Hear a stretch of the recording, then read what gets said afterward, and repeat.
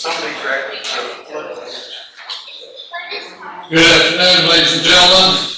It's Monday, June 24th, 2024. I'd like to call the workshop session to order. First discussion item and presentation would be from Paul Wilburn, the WCID.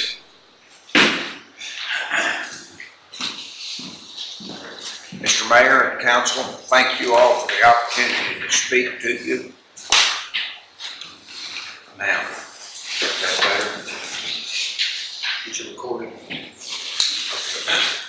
Thank you for the opportunity to speak to you. As the Mayor said, my name is Paul Wilburn. I'm past president of the Lampasas County Water Control and Improvements District. We had an election earlier this year, and our new president is Mr. Robert Cronin, who will speak to you after I've said a couple of words.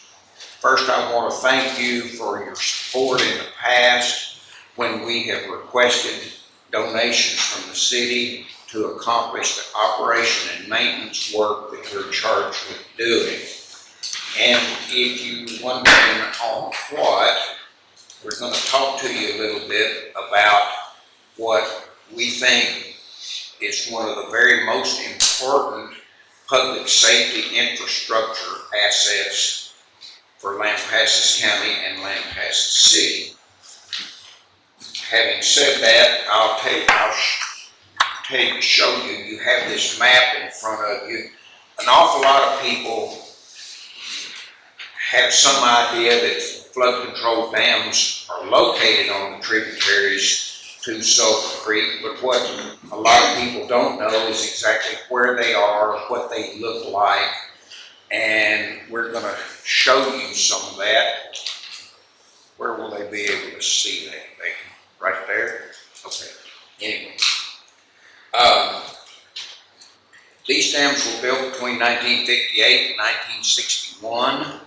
The local organization, the WCID, its first board was instrumental in getting that done.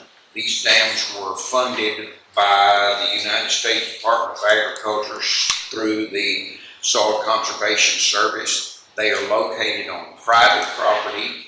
Our rights for operation and maintenance on these dams are simply by way of easements granted by the property owners.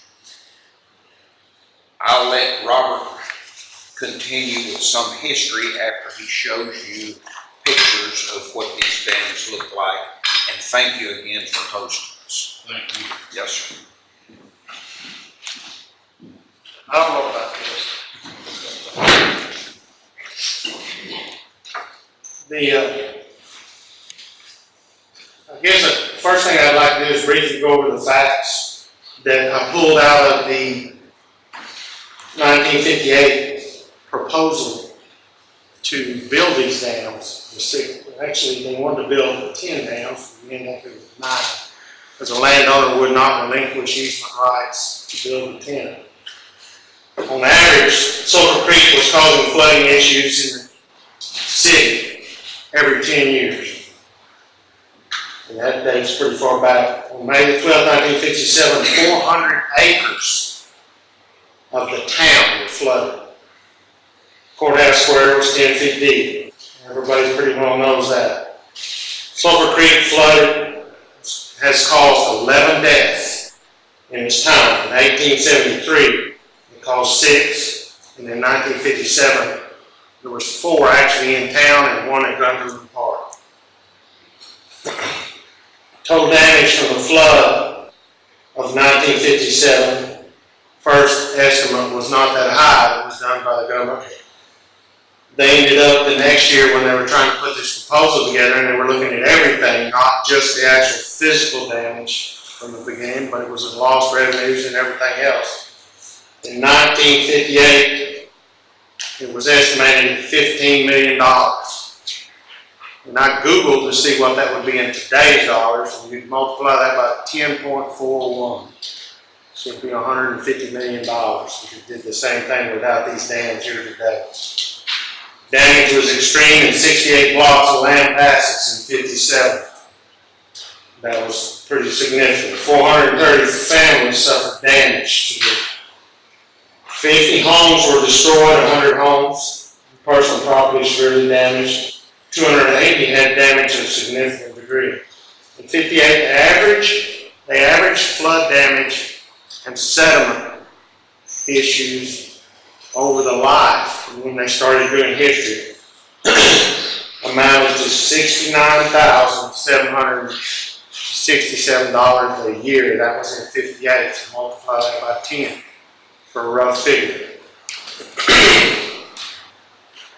The 9 dams in tar and rain runoffs, 47,850 acres.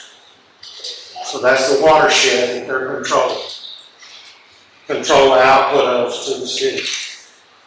The combined flood pool from these 9 dams, and we'll explain what the flood pool is in a little bit.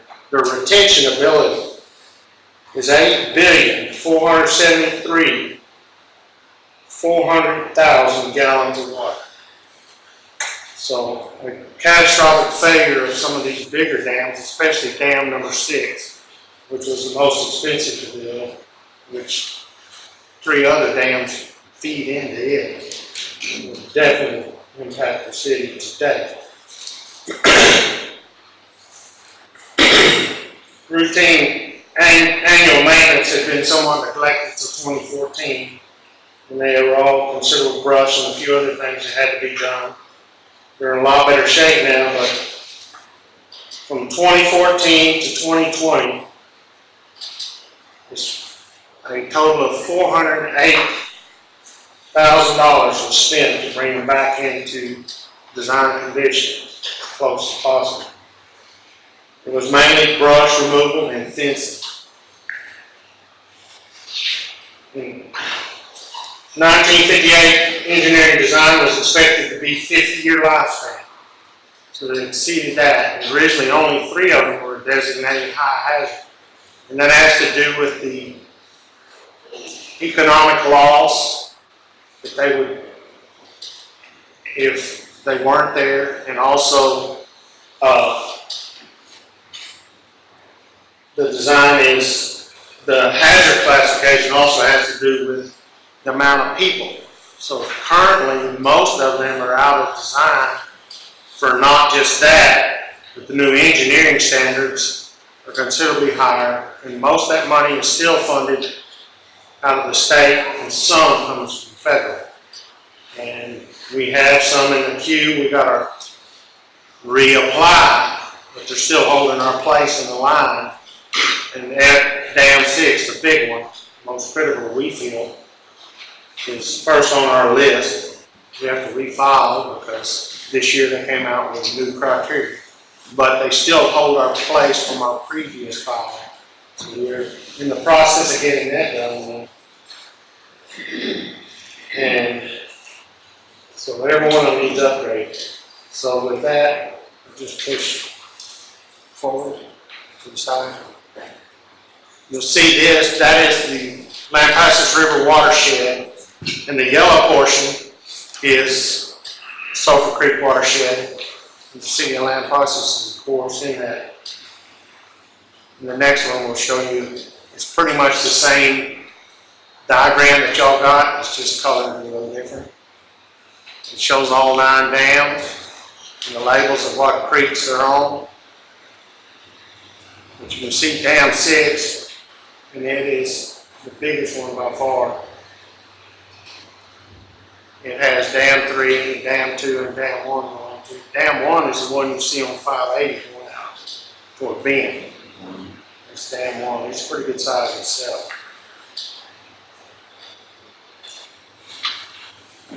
But this next slide, that shows you the diagram, a simple drawing. You see on the very left side, the corner will work. Yeah, doesn't work on the screen. Green doesn't work.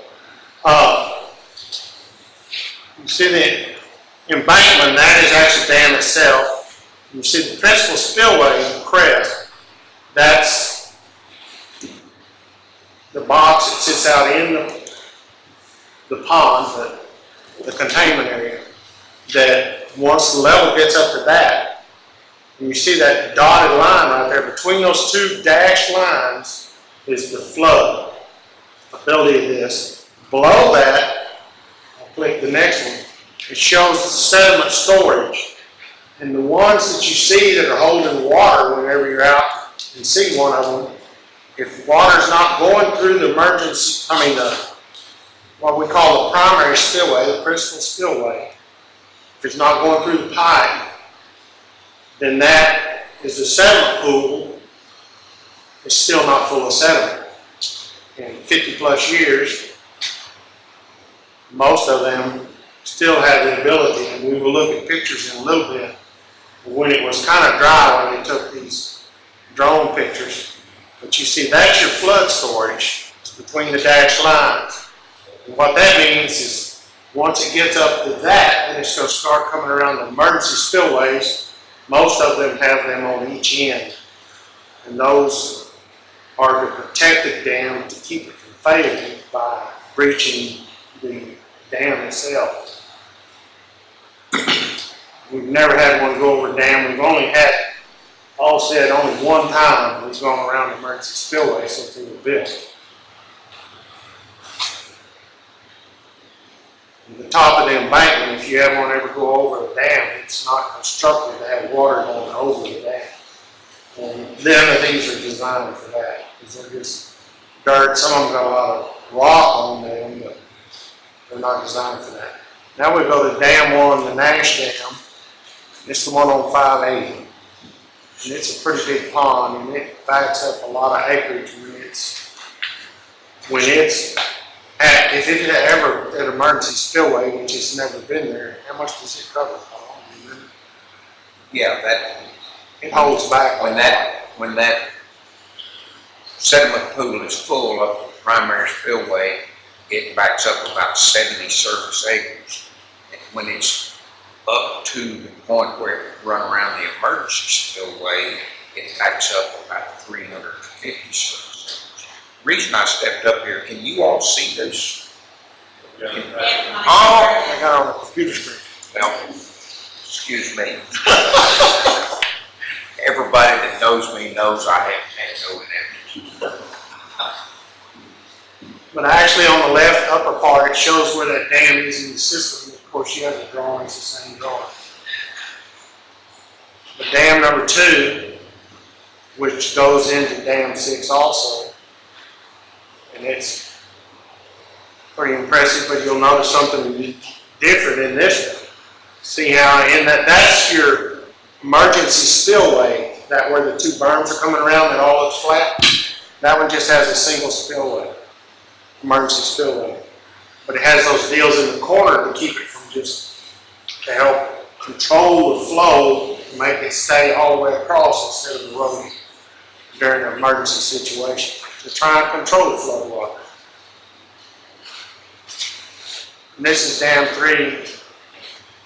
Every one of these is impressive. We took Finley out there. Dam 4 on Vans cost almost as much as dam 6. It was expensive. It's long and a lot of rock. It's a pillar bluff. It's pretty impressive too. Dam 5.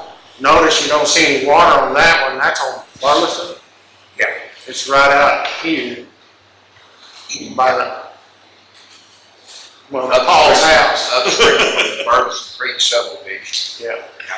But all of these were taken at the same time, and you see this sediment pool doesn't have any, but it doesn't retain water. It percolates through the soil pretty fast. And this is the big one, dam 6. And sometimes, right now, it's got a lot of water in it. But that's just sediment pool. It's not that much going through the dam, primary right now, for what we saw out there a while back. But you can see it has none, but that's a huge dam, Z shape, comes down.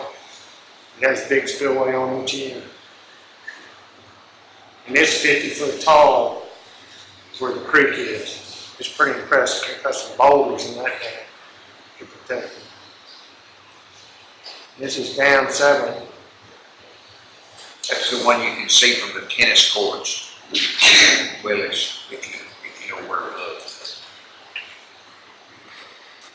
Dam 8, you get out there on the road and you see it has no water in it either. It doesn't hold water. But every one of these is critical to help keep the town flooded. This is Dam 9. Everybody's seen it if you've been to the cemetery. That's the one at the cemetery. If you always wondering what that pond was, it's to help prevent flooding in town. And we originally had to spray cattails in it because they were around that primary spillway. And that's it. That's the dams. If y'all have any questions, we'd be happy to discuss it. We know you've got other business to take care of. I got a question. Yes, sir. You had mentioned that dam number 6 is the most critical. What makes it the most critical? Have you looked at cost to make repairs or bring it up to standard where we at? We need ballpark idea. We consider it most critical simply because it is the fourth in a series. Excuse me. We consider it the most critical simply because it's the fourth in a series of dams. It would retain water from sites 1, 2, and 3 upstream. And anyway, so if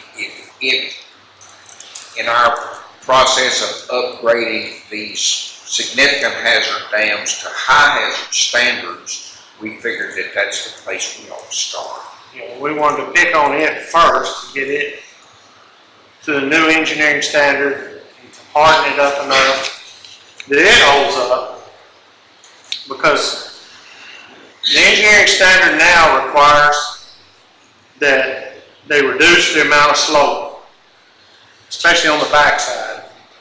And normally, from what we understand, they also will look again, they'll run all these studies, and we're not asking for assistance on funding on any of that.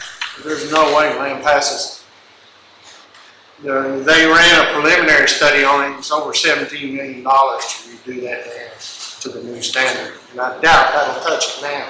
That was in, what, 20? Yeah, we filed an application with the State Soil and Water Conservation Board in 2020. Just engineering alone is over $1 million. It just hasn't come to the surface yet. There'll be a new allocations in every session in the legislature for rehab and upgrade. So we'll see. Question here for you. With the spring rains that we've had more than we've had in a long time, how was our performance of our dams? I'd say flawless.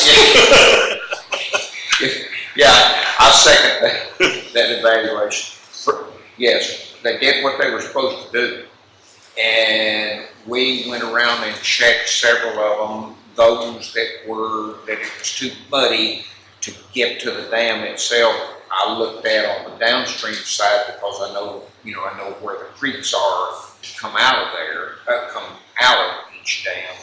And they all were performing, that water was coming through the primary spillway and they were functioning as they were supposed to. I will say, y'all may remember on Thursday, May 16th, after we'd had some good rains and the country was pretty well saturated, that afternoon, in a period of 3 to 4 hours at my house, which is just out of town on the northwest side of town, I had 3 inches in my gauge in that period of time, in 3 to 4 hours.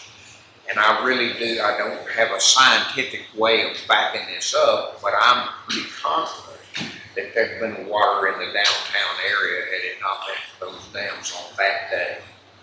There've been other occasions, 2007, 2018, when the same thing happened, I think. Yeah, if we'd have had what they had in the Adamsville area, that would have really tested It would have tested, pretty hard. And that's why we're actively trying to make sure. We only have one that we have any reasonable concerns, operations and maintenance wise. that we need to get on, and we're working on that. It's just some brush issues, but it's amazing what can damage one of these dams. Larger tree trunks and things can cause some issues, and if it ever starts leaching through, you know, it can take one out. There's lots of safeguards in these dams. The downstream side of the dam proper itself, it has in what they call the toes, there's some pipes in there that allow us to hopefully see this drainage start before it gets going, once there's water in it. Not like the ones that don't ever have water in it. That doesn't do you a lot of good. But even as simple a thing as a road that goes across the top of the dam, if it has little sink places in it that tend to get like chug holes, you would say, in your road, that can soften a place up in one of those dams, and if it gets up close to the emergency spillway, it can cause one to breach over the top, because it can have a soft place in the dam and can get gone. That's what, part of this upgrade, the new design engineering, is part of the expense of redoing these. It's a considerable amount more dirt work to do one of these, because of how much bigger and stronger they make the dam to make it higher. And back, the inundation areas on some of these easements originally was like a 2 foot over the dam, wasn't it, or something that they worried about. Now they've changed it to 5 feet over the dam. That's huge. The amount of land area that makes a change. But when they re-harden these, because we have a lady on our board that retired from being part of NRCS's dam group that did this. She was one of the engineers. And she says normally they don't do that. They would change sometimes the size of the primary pipe, or even add a second one, or change something where you can get more water out of it over a measured amount of time and still not cause a flooding issue. So they look at engineering wise, instead of changing the land area, that you're going to change the pool. Because we have to go back and change easements, that would be a real problem today's, because those easements were given without any cost to the county, the city, when they did it. And that's another thing we got to do, is we got to get on and get them brought to the front, so that when people are doing searches for property, we have a way to do that. We've got a form that we're going to start working to move all those to where when they do a title search, those come out early. Because these easements are like over 50 years old, all of them. Y'all understand what he's talking about? Yes, sir. Okay, all right.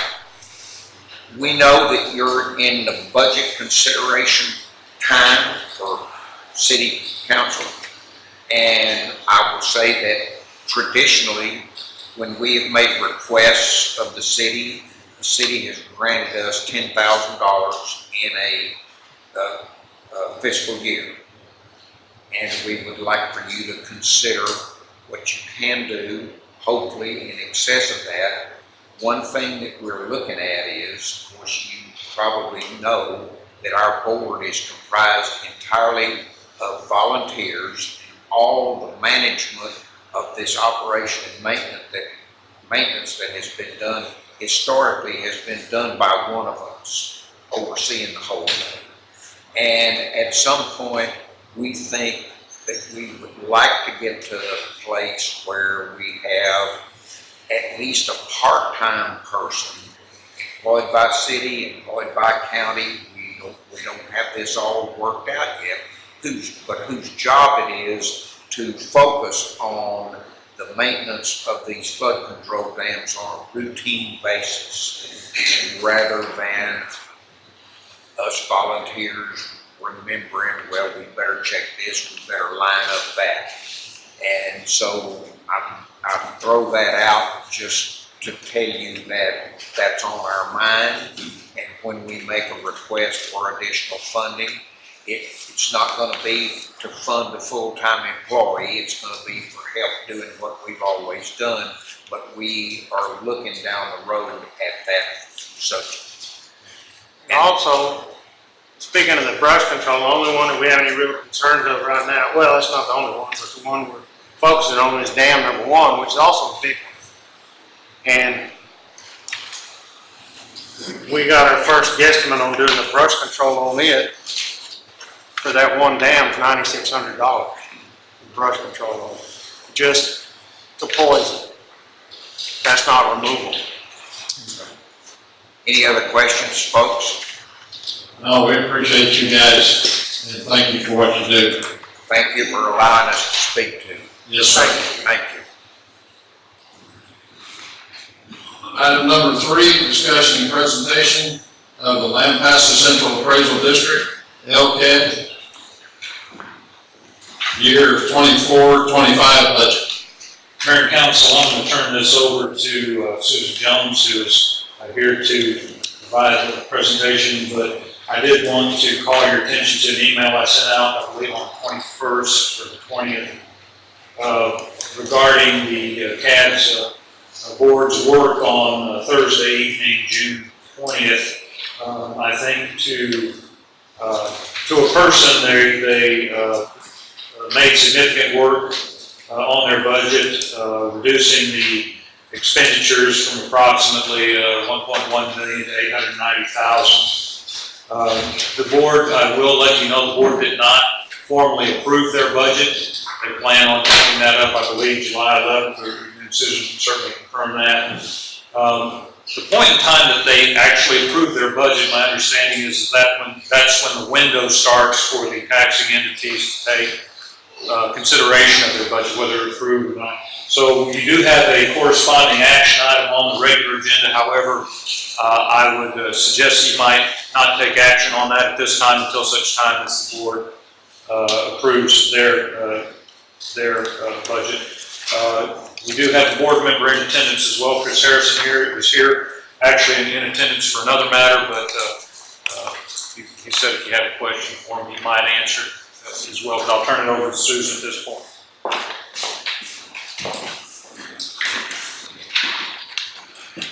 Hi there.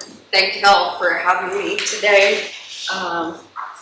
As I present our 2025 preliminary budget, the board of directors and I have worked countless hours on this budget.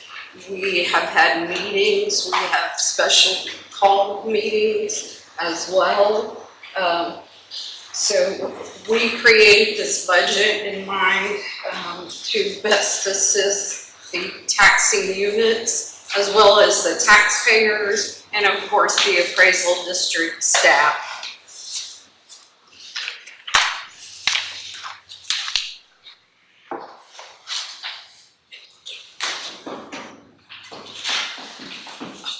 Do I do this? Oh, okay. Sorry, I've had no formal training on this.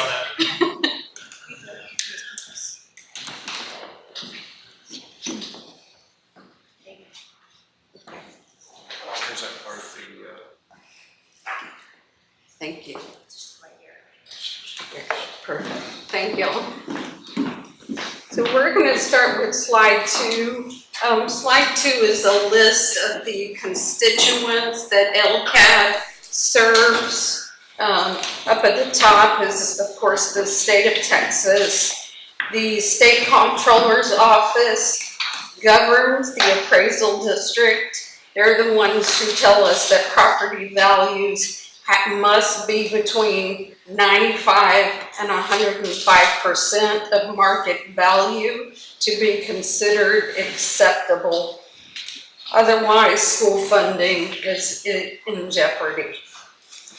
The district also services the taxing units. We service 10 of those, as well as our taxpayers and our LCAT staff, which is currently a staff of 7.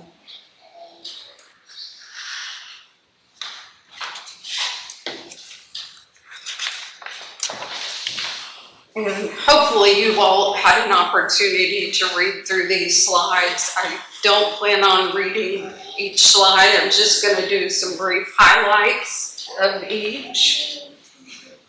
Starting with slide 3. The state comptroller's maps reviewer was on site at the district the first week of June.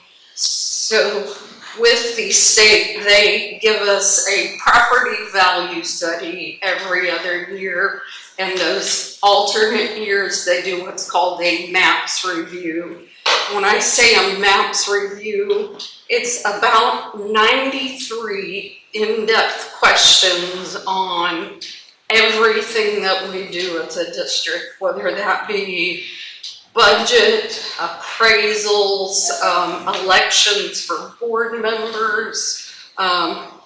I mean, just a barrage of questions is what it is. And it takes us, they actually sent out preliminary information in November. So we've actually been working on this MAPS review as far back as November. When the reviewer came to the district, she was impressed by the drive and focus that each and every one of our staff members has. If you all recall, in 2019, the district had failed the MAPS review. And then in 2020, they failed the property value study. So the district was in a have-to-pass situation for the next 2 years, or our schools would have immediately lost funding. So I took over the appraisal district in May of 21. We, for the 21 MAPS review, managed to pass. We also managed the next year to pass the 2022 property value study, and this ensured that Lomita and Lampasas ISDs both kept funding. Since I took over the district, we have completely restructured the district. We hired a brand new staff. We underwent a software conversion that I know you all are aware of because you all were part of the process of approving that new software. And we did all this during one of the highest market increases I think any of us have seen in the state. And yet we successfully managed to pass those MAPS reviews and property value studies by the state. Just to let you all know, the MAPS reviewer has stated she will be recognizing the district on the comptroller's website for our achievements in doing so. And looking at the number of protests we have, you can see that there has been a steady increase in the number of protests that we have had. Last year was, I'm going to say it was record-breaking for us at almost 2,400 protests. This year we have seen 1,093 protests filed, with the deadline for real property being June 5th, and then the deadline for our business personal property is July 5th. So we could still anticipate a few more protests, although we're not anticipating abundantly more.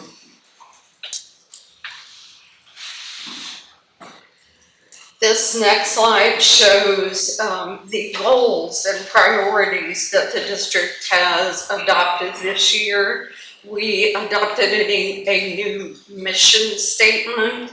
The mission statement for us is to provide courteous and professional services to the property owners and taxing units of Lampasas County through the ethical, lawful, and accurate appraisal of property. We have also set forth goals as well for each of those constituents that we serve. Our number one goal with the state, of course, will always be to pass that property value study and that MAPS review so that we do ensure our schools get to keep that funding. For our taxing authorities, we of course always want to have an open line of communication. And I feel like with Finley and Yvonne, that we have that open line of communication with the city. And of course, we want to keep you up to date on any budgets or any tax matters that concern the city. We also want to keep in mind, of course, our taxpayers and increase our communication with those folks. We feel like education is key to everybody's success. Of course, we also want to keep in mind our appraisal district staff and our needs as our county continues to grow as well.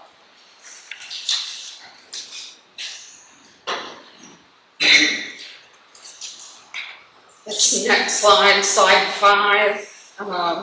Lampasas CAD currently has 2.5 appraisers to discover and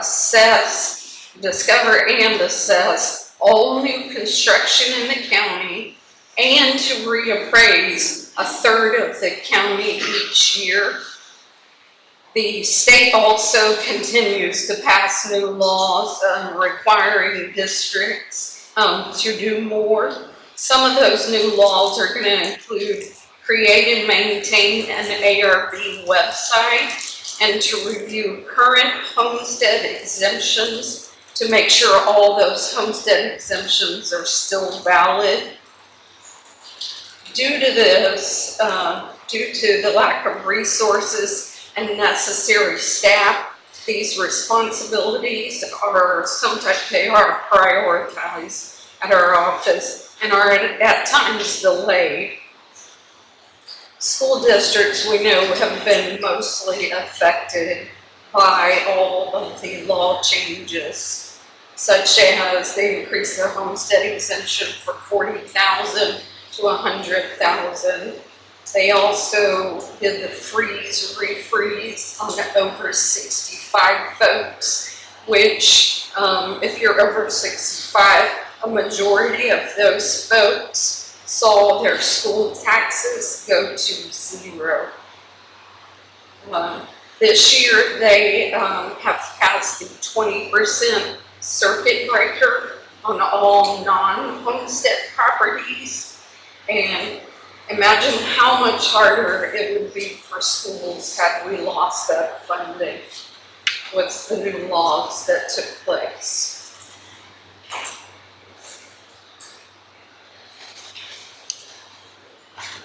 So like I said earlier, so we are required to pick up all new construction throughout the county. We are also required to reappraise 1/3 of the county each year. This year we did the central portion, which included the city of Lampasas all the way up to through Adamsville up to Evant. Next year we're going to be reappraising Lomita, and then the following year we'll be back in Kempner. We had managed to reappraise on top of the 1/3 that we reappraised. We managed to reappraise an additional 2,400 properties. We saw quite a bit of new growth on those 2,400 properties. We would like to appraise an additional 10,108 parcels. We would like to do that by December of 2026.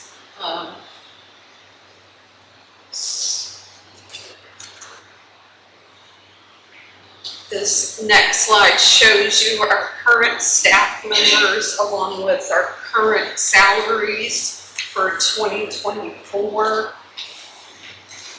Please keep in mind that our appraisers that are on here, they are required to register with the Texas Department of Licensing and Regulation. They must take and pass state courses and exams to keep their jobs. The current cost for the district to send an appraiser to school currently is between $12,000 and $14,000. So it is detrimental to the district when we lose an appraiser. And I will tell you over the last, I'm gonna say 2 years, that we've lost 4 to 5 appraisers. So we have to start that process all over again when we lose somebody. So hiring competent, educated individuals is critical to the district's success.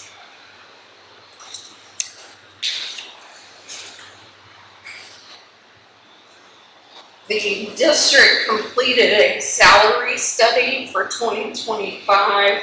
We'd actually talked to the school district, and they asked if we could perform a salary study. So we reached out to chiefs all over the state of Texas. Districts surveyed were between 13,000 and 30,000 parcels. Lampasas kind of falls right in the middle of that. We also asked our surrounding CADs to participate in the survey as well. We received 23 responses. Questions asked included salaries, 8 years of experience, your school enrollment, population, budget, number of employees, and whether or not they appraise and collect. And we also asked the parcel count. I will tell you that throughout the state, a majority of appraisal districts do not appraise and collect. So we're part of a rare few where we do everything all in the same office. Of those districts that participated in the salary study, this next graph shows that Lampasas per staff per 1,000 parcels, we were tied for second to last. And we were third from the last on the staff budget per parcel. I will tell you that some of these appraisal districts also contract out their appraisal work. That includes their residential, their commercial, and their industrial utility accounts. Our original budget, we were going to ask for 3 new staff members. Since our board meeting on last Thursday, this has since changed.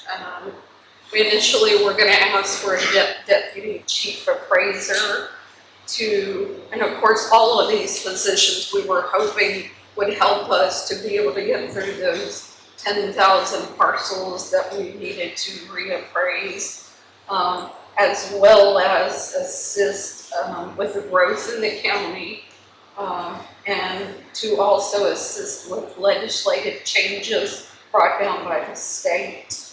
Our board on Thursday did decide to go with just adding the appraiser. They took off the deputy chief appraiser and also the hybrid personnel, if you will, which would help us mainly with appraisals, but also would assist with collections from October to about February is our heaviest collection season.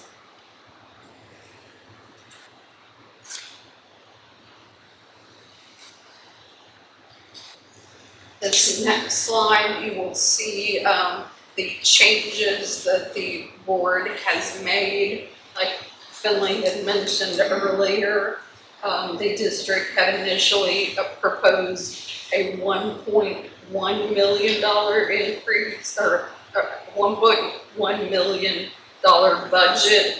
They have reduced that down. I show 911,000. The paper's gonna tell you 890,000. I did not, on this slide, I did not change our health insurance because we are still waiting on a quote from our health insurance, which is why the board voted to table this until we heard back from our health insurance provider.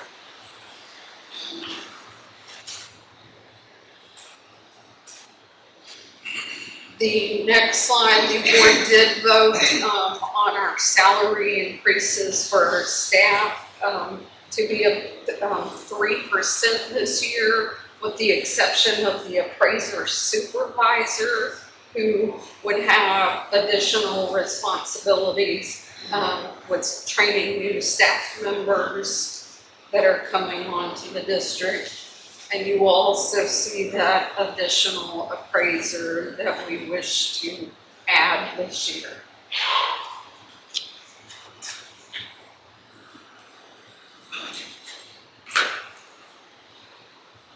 This next slide, the staff count has remained at 7 from 2017 to 2024. Lampasas CAD employees are doing double and triple the amount of work compared to other appraisal districts. The growth in the county is taking a toll on current staff members to maintain the workload. When one employee has to take off, it does place a tremendous strain on the remaining 6 employees left to handle the district business. This slide will show you an increase in the number of parcel count we've had from 2017 to 2024, plus the increase in the number of protests.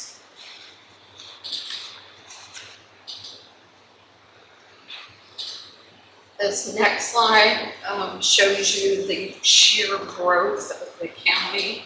It's telling you the Lampasas County net taxable value growth. I'm going to let you all take a moment to read through this and take in the gravity of this information. Net taxable value is directly related to the appraisals. I'm sorry. The net taxable value, the growth that's shown here is directly related to the appraisals. It is related to the appraisals, although the taxable value also includes any exemptions taxpayers may have on their accounts. But the taxable value is going to be more if the appraisals are more. Correct. Correct.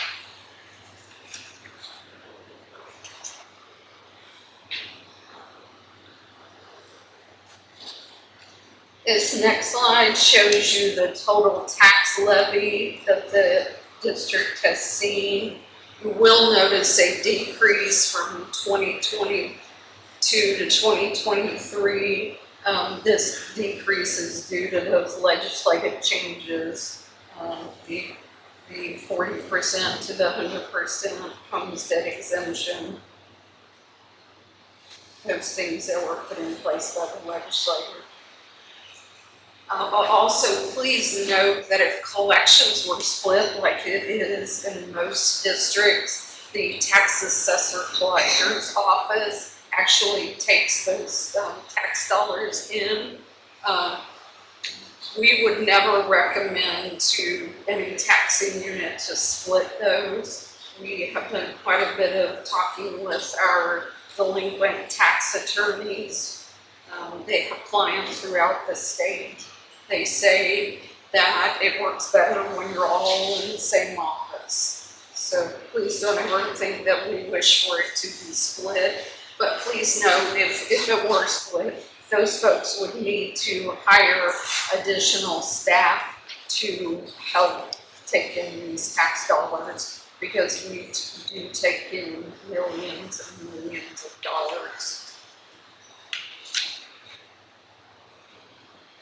The next slide shows you the LCAT budget throughout the years. You'll note in 2023, there was an increase, and that increase has to do with our software conversion. That software conversion is how much? We currently pay around $86,000 a year, and we finance that out for 7 years. That's annually, it's 86,000 for the software. 86,000 for the next 7 years, yes. Annually, that's. Yes, that is correct, yes, sir. The next set of slides shows you basically just some key dates that the appraisal district has. I don't plan on covering those with you, just know that we have quite a few key dates. There are more on here, but just for space, we did not place them all on here. We will be having another public hearing on July the 11th to officially look at our budget again with our board of directors. That meeting will take place at the appraisal district at 5:30 p.m. I do invite you all to attend if you're interested, and to give your feedback and comments. Ms. Jones, in regards to, I'm trying to find this slide, the county net taxable value growth, Yes, sir. do you have numbers, that would reflect over that same time period, the total number of taxable entities within the county and the growth for those years? Not on. So how many houses, how many people, how many businesses, how many are you taxing? I think that would be valuable information to include in your report. Okay, will do. I think that would be a good representation of showing the growth, not just the dollar amount. Okay, How many houses are actually being built each year? right, How many more entities are you taxing each year? okay, okay.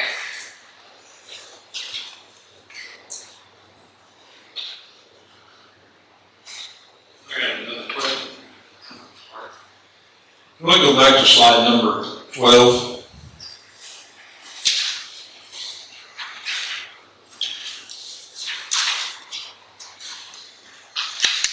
And one of the things that just stuck out at me, you've got an income of $749,000. Then you've got an interest income of $5,000, and you've got another tax certificate income of $10,000 with a total of $704,000. Those numbers don't add up from $749 and adding on another $15,000. It's true, I do see that. And then I see the same thing on 2024. Same deal, starts out at $839,000 and you add on another $11,000 and you have a year total of $840,000. And 22 as well. That stuff, when I look at this, it kind of invalidates a lot of what we're looking at here. Fair enough, I will tell you the reason for that, Mayor Pierce, is because we made a lot of changes to this budget and altering it on the budget spreadsheet that I have at the office. We ended up deleting some lines, which ended up changing the totals of those. When you delete a line, of course, it changes where your total needs to go. So that is my fault. I do apologize for that. But I will get that corrected and send that all to you. And by the way, I don't think we have time to go over here. I think there's several other of those things. When I got this, I looked at that and I thought, what's wrong with me? I sent it over to my CPA and there are several other items in there, and that bugs me.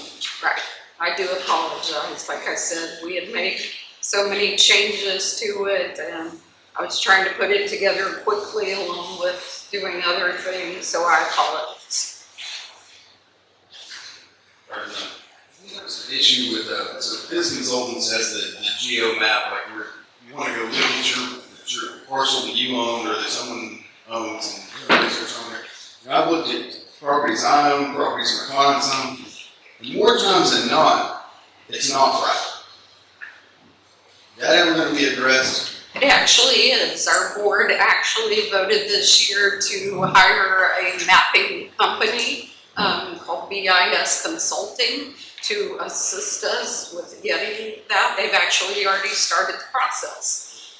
They're going to start with the perimeter of the county and then work their way in, but that is actually already taking place. We do know that that has been an issue for years, and unfortunately with some staffing changes, and then of course back in the day when people exchanged land or whatever, you know, what was done with the handshake back in the day, and so we didn't always have surveys or things Properties like I'm that. talking about, I pulled the deeds for them and they're recorded and whatnot, so I appreciate you giving me some backstory, but you're saying it's getting fixed. It is currently in the That's all we have. process, yes. Anybody else? Any other questions? I just have a comment, okay, Mayor. I was at the meeting with the board as well as yourself and Mr. Finley here, and I just want to congratulate the board and Susan on what they did to get this budget down, to get that appraiser for them. Because they started with a high number and they were able to work together to get this down something acceptable for every entity, which include the county, the city, and the school. So this is something, the numbers don't add up here, obviously because of all the line item changes, but they did a good job last Thursday. I just want to tell you all that. Thank you. Thank you. Thank you. Thanks for watching that. Thank you.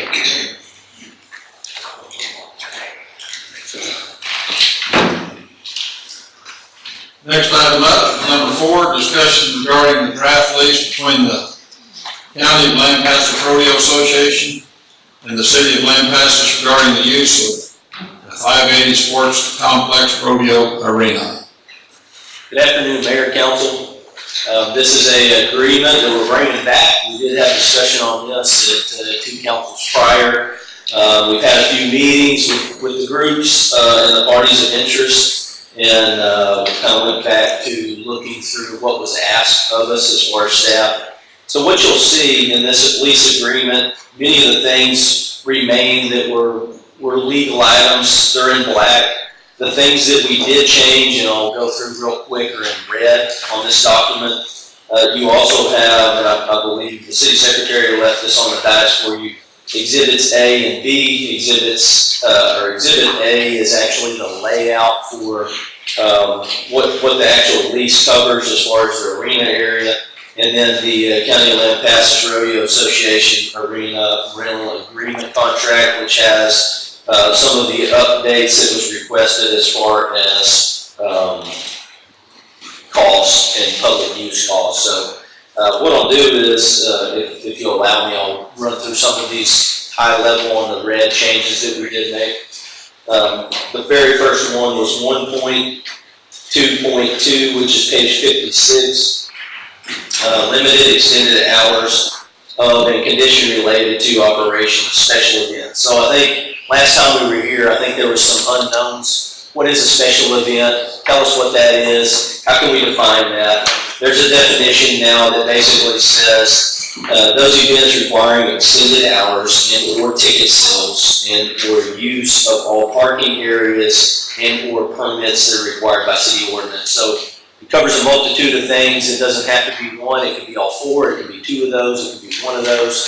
But at least it kind of wraps it into some sort of definition that we know what a special event is. Because typically, most of the special events, whether it's a roping, bull riding, regular rodeo, they'll typically last extended hours until it's over and the competition is done. So, 1 point, and stop me anytime if you have any questions. Yeah, I've got a question. Did we take up that 12 times per year?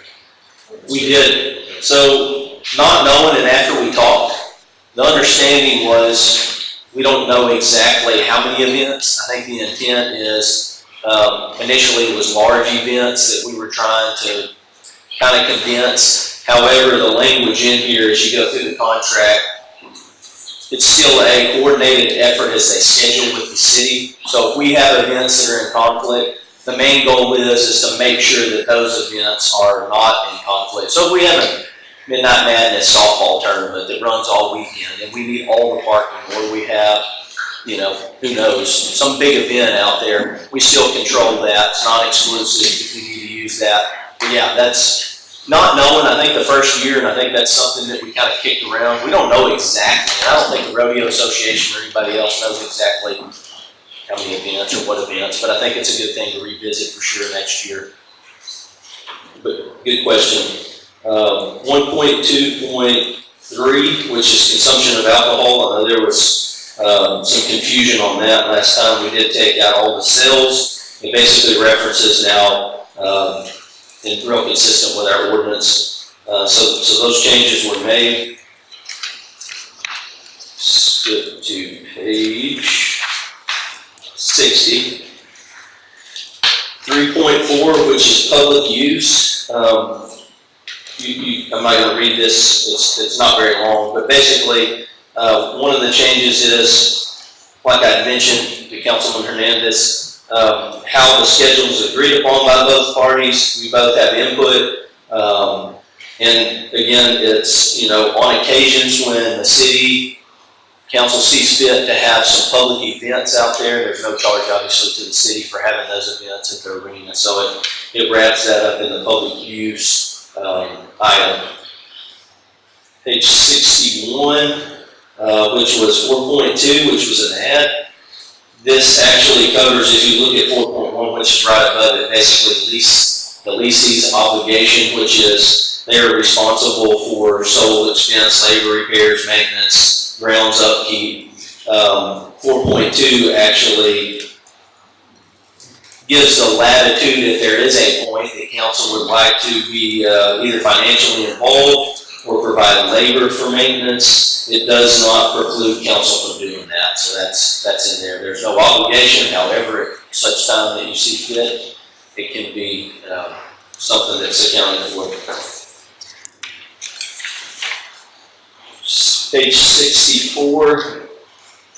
This one kind of, I didn't make a whole lot of changes to this other than adding in Exhibit B for the compensated use. Obviously, the Rodeo Association will make determinations. Obviously, the fees will have to be approved by us. They will not be adopted by ordinance. That will be fees that are assessed by them.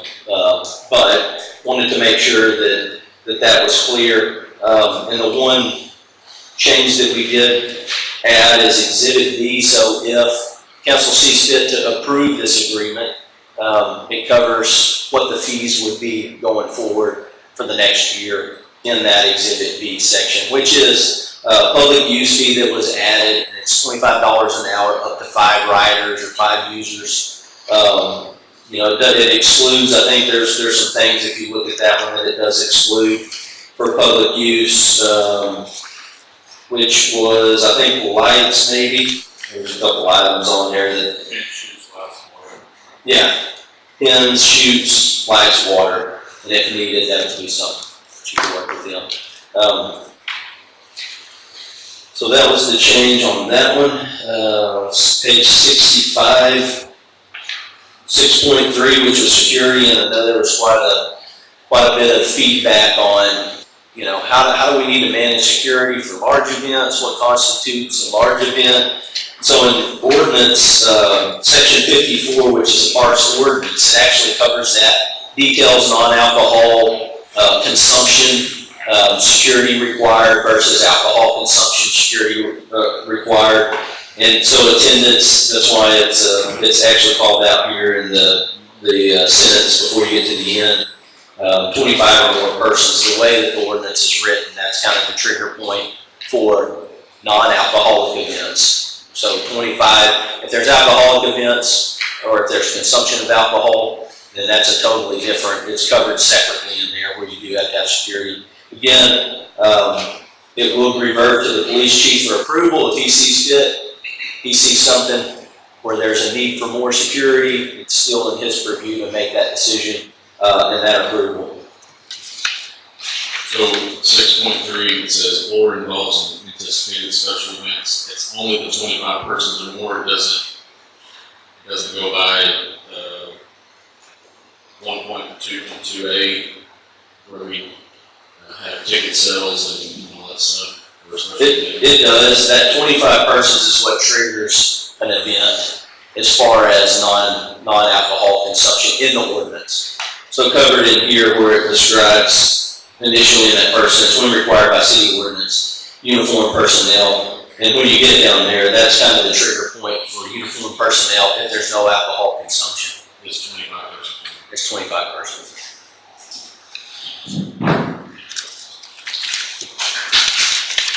I believe that's the last edited section. Stand for any questions, comments, concerns.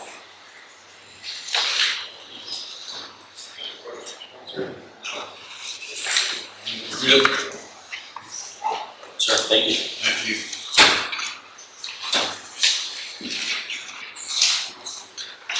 Number 5, discussion and progress updates regarding 2024 city projects.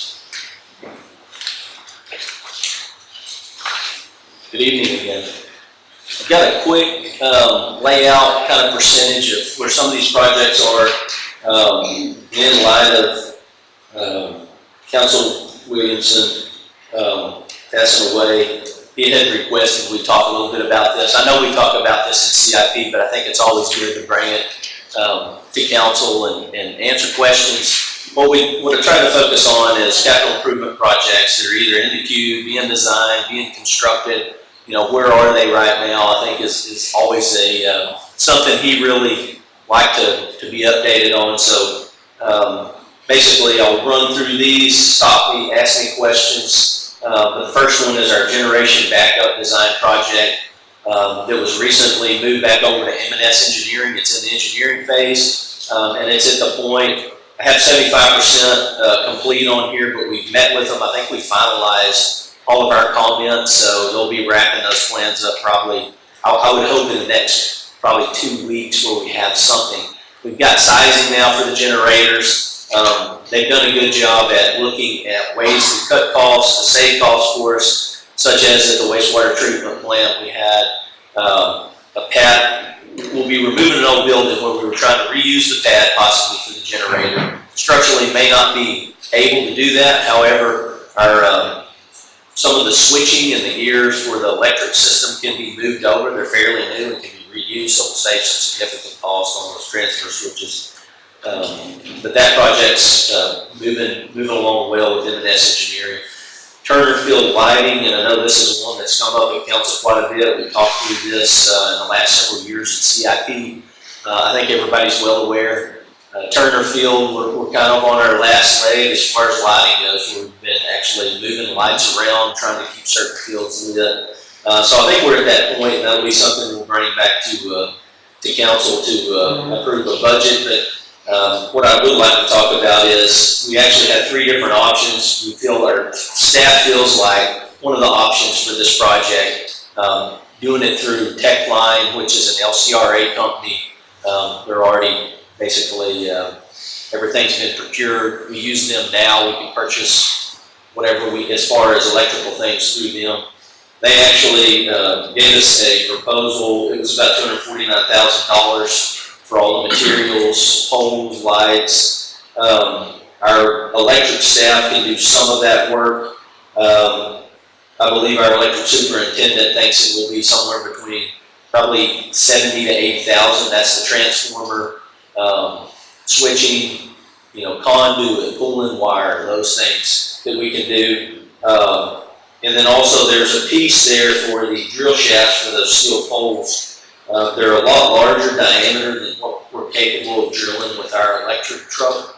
So it could be another alternative for us to use. Techline has that ability to do that where those drill shafts come in, set poles, do all that. If we can't do that, that would be about, I think that's right at $140,000 to assist us in that. So really, if if you're looking at total, you're at about 480,000, a little under $500,000. If you remember, you may not, because we actually had a contractor come out, give us a cost estimate on just doing everything that we would be doing here. It was about to the tune of about $850,000, and that was a little over a year ago, year and a half. Costs have continued to go up, so I think leveraging kind of a hybrid project with staff internally to save some money, and then leveraging text line. There was another benefit to the city through them. That they would finance out 5 to 7 years, if we wanted to pay it out like that as well. So just some things to consider. That's where that project is at. Western Street culvert design. This is again over by the library on Western Street between First and North Street. That culvert is very old, and it's failing from the different rain events over all those years. I couldn't even tell you how old that structure is. But it's old enough that there's stacked block for the walls. You don't probably haven't seen that in at least 60 years, I bet. So that's actually I've got 95% complete as far as design goes. I'm reviewing those plans right now, so as soon as I get my comments back to the engineer, hopefully we can bring that back to council, get that out for bids. It is more of a emergency type of proposal, so that we could get that resolved, get that fixed. It's basically a culvert that more than likely will be, between 14, 15 foot wide, kind of like it is now. Your constraints to rebuild that. It's what you have there to work with, that drainage area. We've done some calcs on to make sure that it can accommodate the flow we need. Surplus drainage study, I'll correct myself on that one. I think I had 20%. That actually has not been started. However, the engineering firm has looked at that, and they're doing some of that. I believe some of that research and within the Fairview drainage study. So some of that will be done. We'll still have to get a proposal to do that one as well. Fairview drainage study, we're at 99%. Talking with the engineer, in the next, I think he was thinking 2 weeks, he would have us a final. And really, the guidance on that, like any other engineering document or preliminary engineering report, gives us a good idea with all the different rains we've had, with some of the culvert structures actually in that Fairview drainage starting to fail, knowing what we can do, what we can go out for bids, how we need to size it, those types of things that will be in that report. So it'll help guide us on those projects. Cooper Springs Park parking lot, obviously that's a kind of a new project this year with the purchase of the 2 lots next to Campbell Park. Oh, sorry, I'm jumping down, getting ahead of myself. Cooper Springs Park parking lot is one that is right in front. Right now it's base material in front of Cooper Springs where you go in. There's been an ask, and this one's been on CIP for a while. And this is, we're hoping to leverage our 2nd Street project when the company comes in to do the paving. We're hoping to leverage some of that. If we can have that paved, have it prepped and ready, and have them pave that, we'll see when we get to that point. Campbell Park, as I was mentioning, the 2 lots that we purchased behind Santa Fe Depot, right in front of the skate park. Our goal is to do some of that in-house as far as prepping it, getting it ready, and then we would have to have an asphalt overlay on that, but having staff do some of that work. That's a pretty good little project. However, it's nothing I don't think we can't do, so we'll kind of play that for about a year. 2nd Street construction and water looping. This is the actual construction piece that I noted on here. It's currently out for bids, and I think it actually closes Friday. Actually, not closes Friday. Yeah, maybe this Friday. It was open for 2 weeks. That's run. Usually keep it open for about 30 days. And we've had, talking with the engineer, there have been several construction companies pull plans, so that's a good thing. Hopefully, we'll have some good bidders. The design obviously is complete. And that's how we've got it out to bid. But I think tentatively, before I jump off of the construction piece, we're hopefully using some of those ARPA monies, those CARES Act funding for COVID, to help us do the looping, a piece of the looping from 2nd over to North. so that we can pay for some of that, depending on what the project comes in out of ARPA funds for that infrastructure, and then obviously the roadway improvements. And we're hoping if this project, we get a notice to proceed, get the contractor moving, hopefully sometime in August, right before the end of the fiscal year, and get them on the ground and kind of get started on that. So that's kind of time frame on that. The 3rd Street Bridge construction.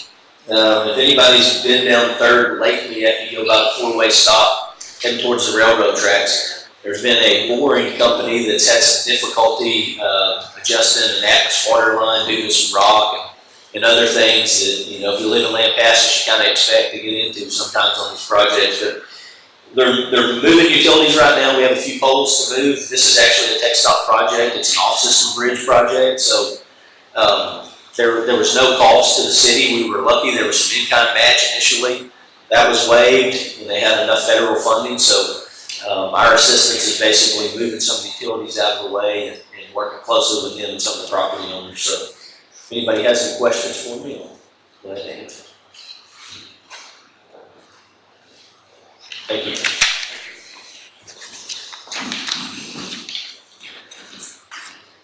Next item up is discussion regarding community recognition. Good evening, Mayor and Council. This item is placed on the workshop agenda to give y'all the opportunity to kind of discuss criteria and other opportunities for us to recognize the community. Right now, we do have the community champion, and not too long ago, we also did the Grades Under Pressure for the high school student who was able to render aid while waiting on personnel to get there. So we're just kind of looking at ideas for other opportunities, or to spread it out, or change it up, or how we want to do moving forward. Those will be the first step.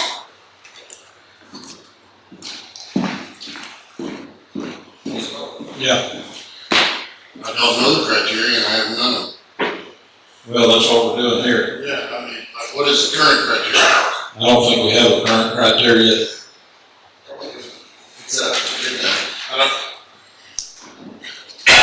I would like to know what it is, please.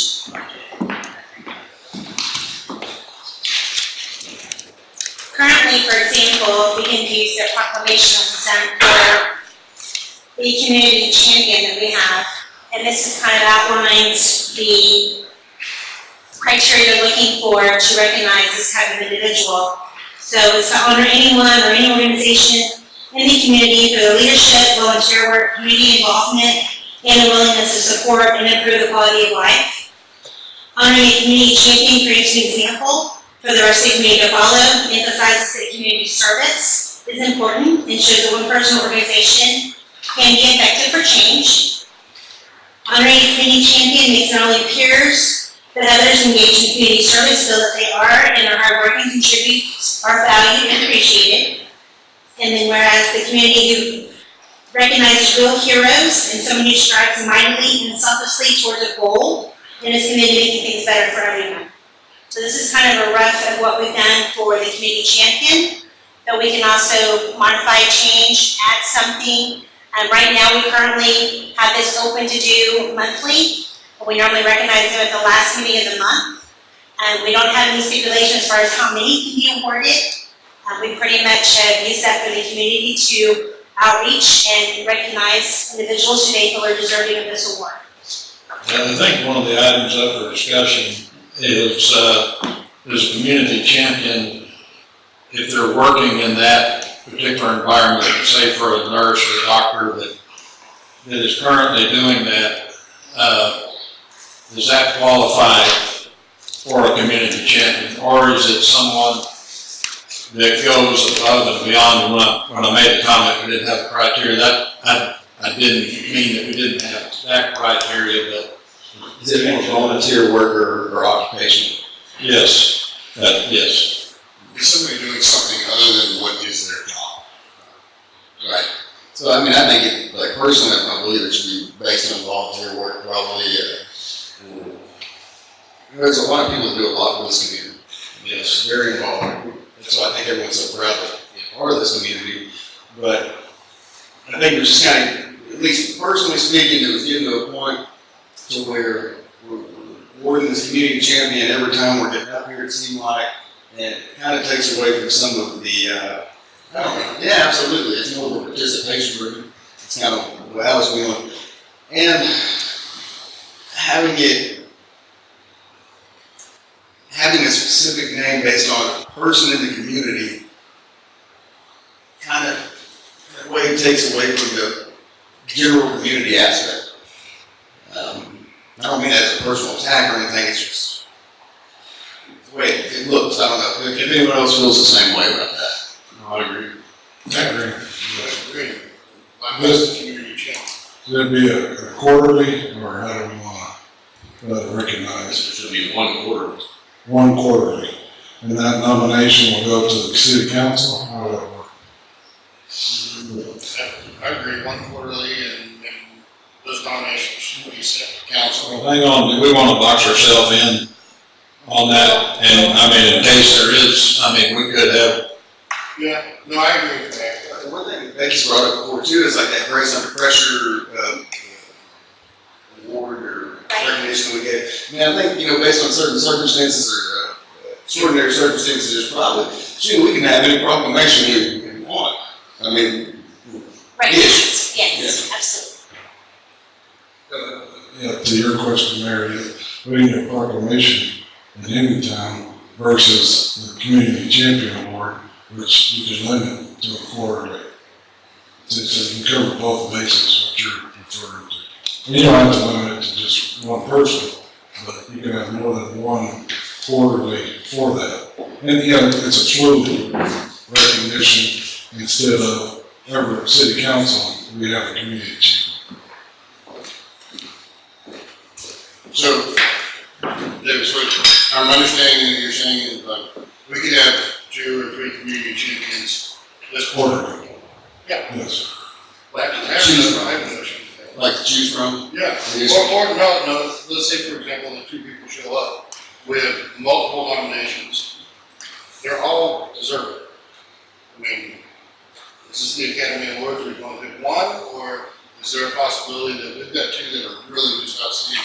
I think you need, if they're outstanding, I think you need to pick both of them.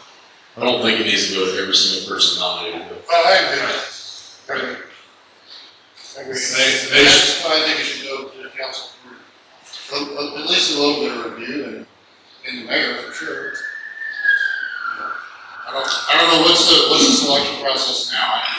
I'm not privy to how we decide that person is. Right, this community champion has been something that has been a mayor's award basically with feedback from council. I'm not really sure as far as if it's always been that way, but it was directed from the mayor to recognize an individual.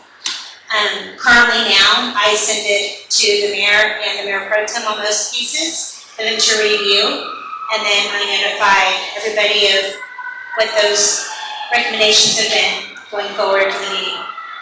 So we could definitely send them to everybody as, I mean, I leave it up to you. They come in. Is that something you want to handle on your own, or do you want it? Well, I appreciate you guys giving the feedback, because I think it's all of us sitting up here. If you guys if you're good with that, Becky. One thing that would probably, very, very interesting situation if you had 5 nominees and then we're up all here talking about 5 different folks and just awarding 2, that could get awfully awkward. Hopefully that doesn't happen. Oh, well, I I think, think we can give her feedback break. yes, I was gonna say, I can Yes, do this that's where we're not in Yeah. violation of the Open Meetings Act. Yes. I can send you out, here's the information, send it back to me, I can let everybody know what the results have been. And that way we keep it between everybody as a group, that we do it Yes. the correct way. And I think it's just, it's common sense that when you go above and beyond for this community, whatever that may be, we all know what that is, I think, for the most part. And I think what I'm hearing this council saying, everybody is not a winner just because you get nominated. Is that correct? Yes. Yes, sir. Not just a participation trophy. Say what? It's not just a participation trophy. So would you like me to maybe put down some of the attributes or criteria that we currently have in the proclamation, and we add to or take away and make it more strict and more firm of what we're looking for? and the recognition piece. That way it kind of helps as far as field related or somebody who volunteers X number of hours or, you know, what the. I think that'd be good. I think a lot of the proclamation is right out, I mean, it's pretty spot on. I mean, for requirements, I just think that, well, Lampasas right, and then limit it, and then recognizing quarterly. And then a process, like we're talking about.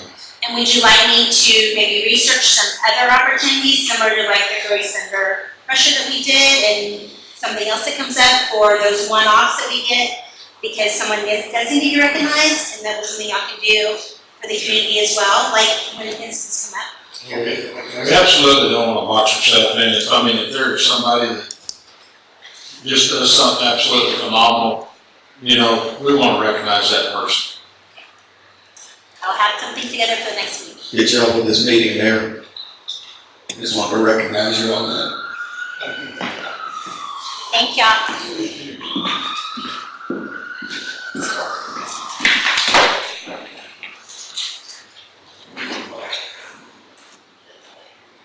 Number 7, the discussion regarding fiscal year end 2025 budget. Mayor and Council, I sent an email out Friday suggesting things that had been a little bit slow going. We're still in the process of scrubbing numbers.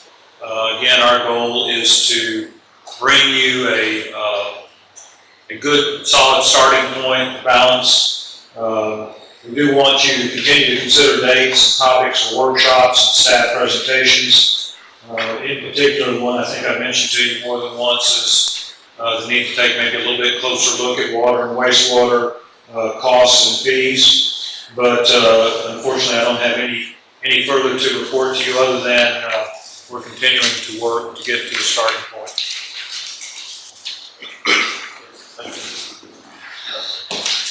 Discussion regarding any other items on the regular agenda.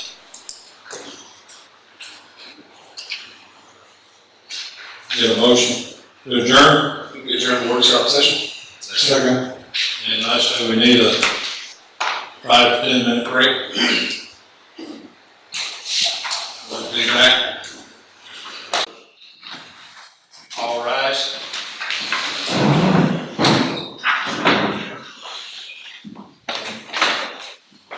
Let us pray. Dear Heavenly Father, what a great group of people and what a great place. We thank you for this opportunity tonight to come together, do some business, to take care of all of the people on both sides of these podiums. And we just ask for your guidance. We ask for a good exchange of information. We ask for good decisions. We thank you for all the blessings of the rain that came this spring. We ask you to be with us in our summer activities. We ask that you watch over us in safety tonight until we can meet again, as always. In Jesus' name, amen. Go make a pledge. I pledge allegiance to the flag of the United States of America and to the republic for which it stands, one nation, under God, indivisible, with liberty and justice for all. Honor the Texas flag. I pledge allegiance to these Texas, one state, under God, one and indivisible.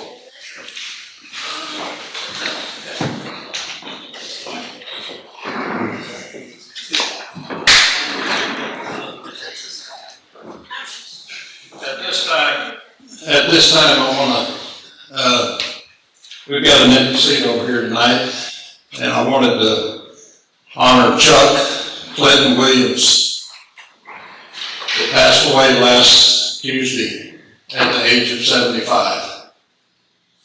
Chuck was, in so many ways, an amazing guy. He served our Parks Board from 1992 to 2014. He served our CIP Board from 2007 to 2024. He's been on this council from 2014 to last Tuesday when he passed away. He was on the Downtown Square Association. He also was a volunteer out at the cemetery for many, many years. Chuck, in so many ways, set the bar very, very high for all of us. I think Chuck was a true Lampasas hero for all that he did. Chuck loved this town. And he walked the talk. He wasn't always the most easy guy to get along with at times because he pushed, because he loved this town. His attendance here on the city council, I'm going to say from the time that I've been on it, it's been almost 99%. I think he was out one time when he hurt his back. And the rest of the time he was sitting down here in this seat. And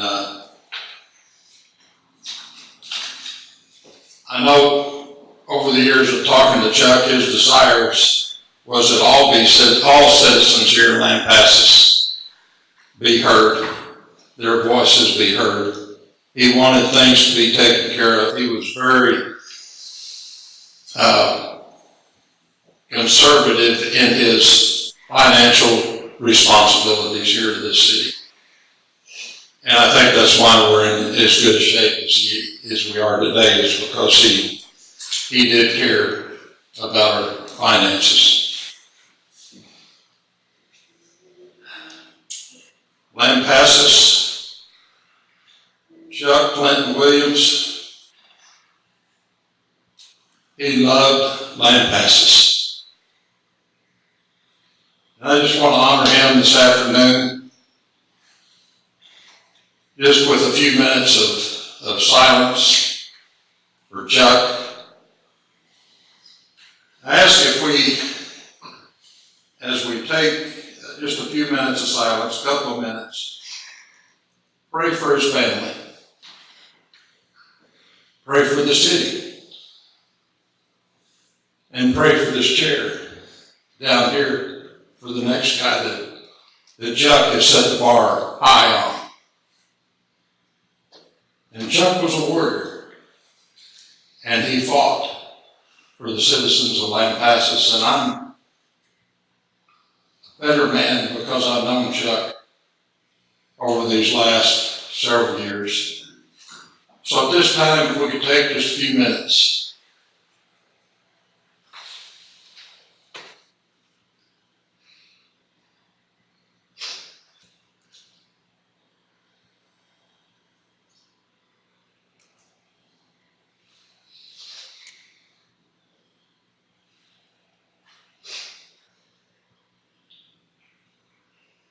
Thank you.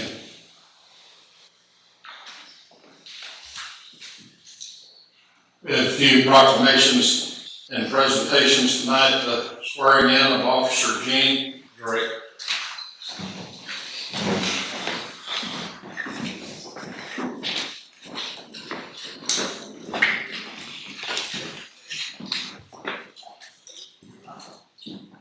Good evening, Mayor, Council.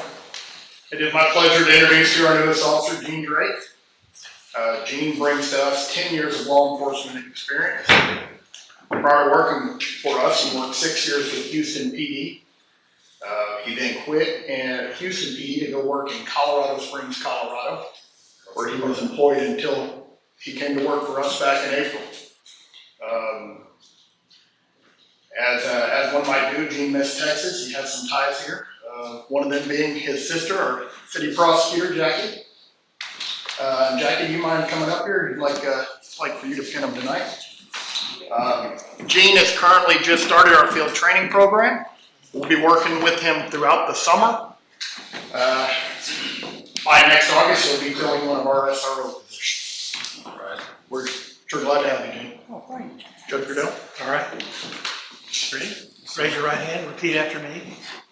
I, Gene Drake, I, Gene Drake, do solemnly swear do solemnly swear that I will faithfully execute the duties that I will faithfully execute the duties of the office of Lampasas, Texas Police Officer, of the office of Lampasas, Texas Police Officer, and will to the best of my ability and will to the best of my ability preserve, protect, and defend preserve, protect, and defend the Constitution and laws of the United States the Constitution and laws of the United States and of this state, and of this state, so help me God. so help me God.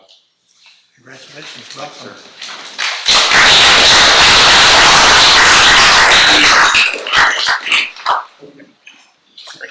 Get ahead of myself.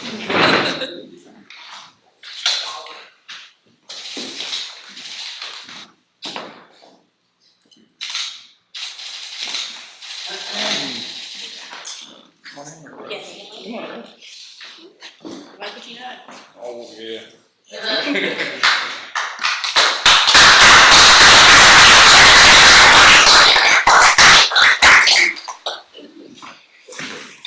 Mayor. Thank you, Council. Thank you.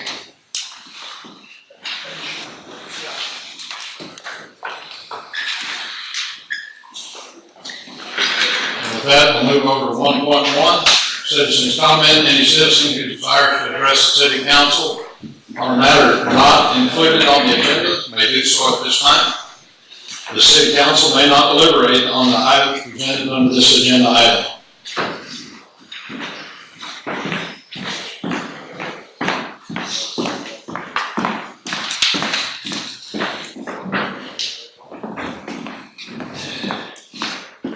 Mr. Randy Mead.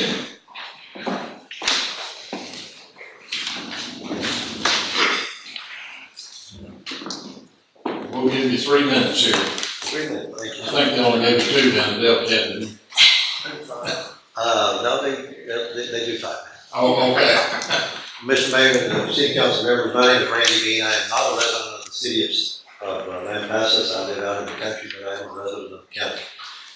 Basically, we have experienced issues with the appraisal district, primarily that the computer system they are using, and they're spending $86,000 a year for 7 years on it.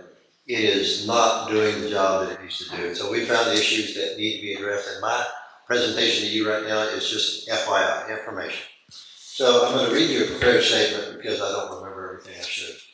In 2023, after repeatedly trying to meet with the chief appraiser and after presenting issues to the CAD board of directors during 3 of their board meetings, it became clear that the CAD and the chief appraiser did not want to correct the issues we presented to them regarding mistakes and appraised values, as nothing was ever done last year. In 2024 now, we have again asked to meet with the chief appraiser and have again been told by her that she is too busy to meet.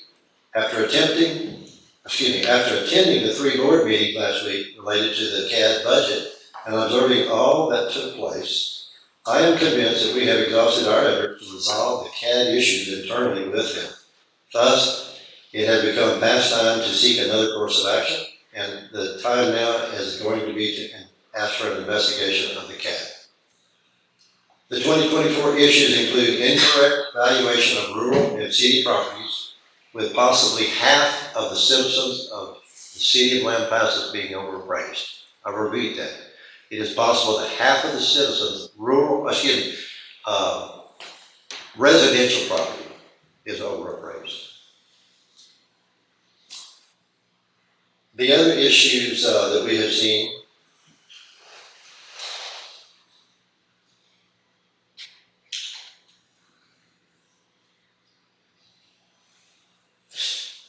the other issues we've seen is the violation of state law. We have discovered that. We've also had issues relating to selection of appraisal review board members. And there may be an issue with personnel on the staff of LCAD. I'm going to present to you, if you'll accept it, 3 pages of documents. The first page is titled 2024 LCAD Issues, in which we outline 3 goals we believe LCAD needs to implement.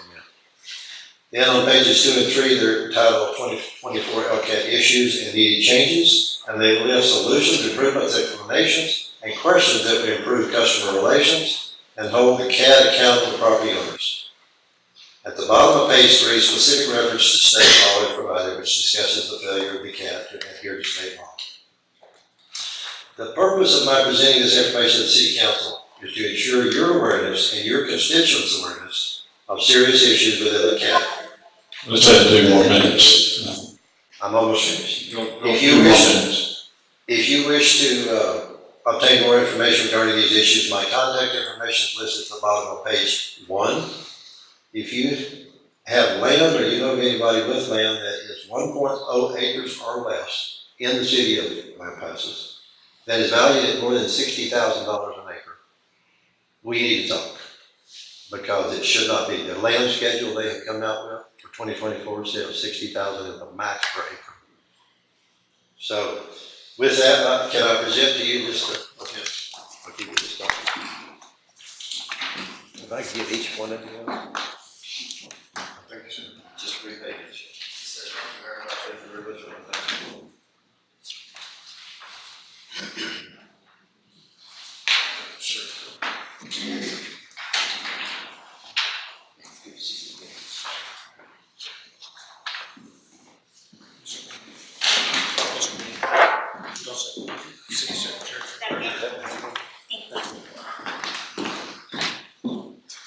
Thank you. 1.2, citizens comment. Any citizen who desires to address the city council on a matter that is included on the agenda may do so at this time. And we have none.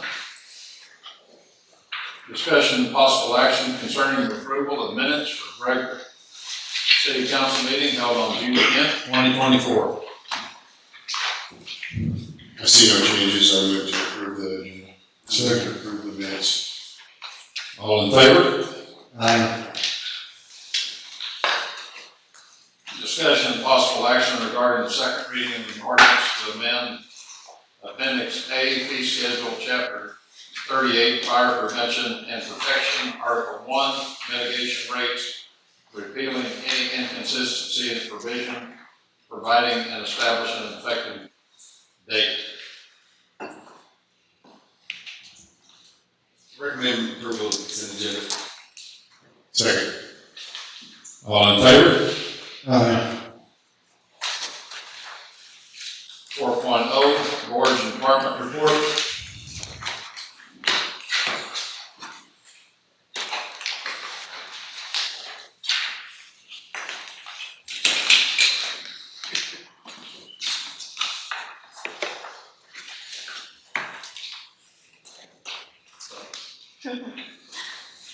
I thought you might like it.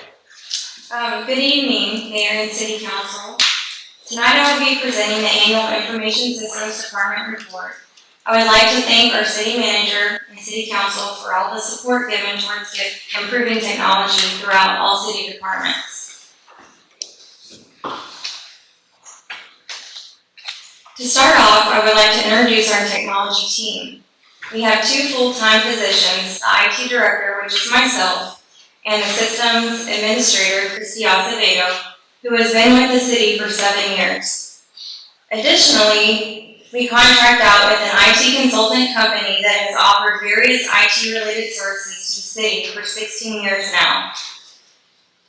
Though our department is small, I will say that I'm extremely grateful and fortunate to have such a strong and dedicated team to carry out the IT department's day-to-day operations.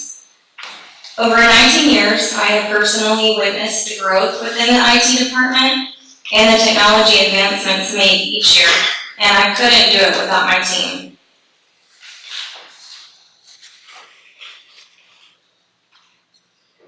The mission of our department is to provide complete information technology-based support for all of our city departments and staff in the most cost-effective manner to facilitate reliability, availability, and security of the city's network. Our department develops and maintains system priorities, ongoing technology planning, and drive for accuracy. The department pursues and initiates improvement projects to bring about positive technology changes for the city. So what exactly does our department manage? 30 servers, 3 firewalls, 91 computers, 60 laptops, 78 printers, 22 switches, 8 credit card readers, 4 time clocks, 16 wireless access points, 15 tablets, 30 plus software applications, 20 Cradlepoint routers, 36 cell phones, 30 security cameras, 23 Verizon Air cards, the city's website, and also city social media accounts. Management includes backups, firmware updates, software updates, website, social media content updates or changes, hardware and software configurations, installs and maintenance, and we provide cybersecurity training for all employees.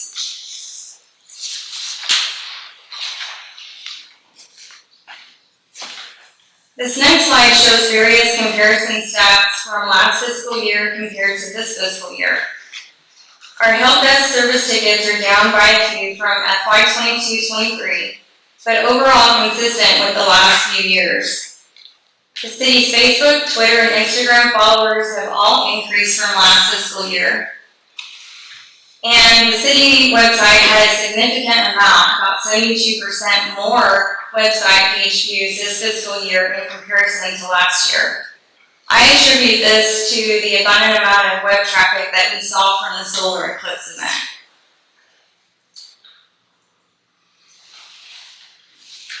The next slide breaks down the annual FY 23-24 IT budget. About 49% of the total budget is allocated for maintenance, services, and supplies, which is our operating budget, and the other is personnel.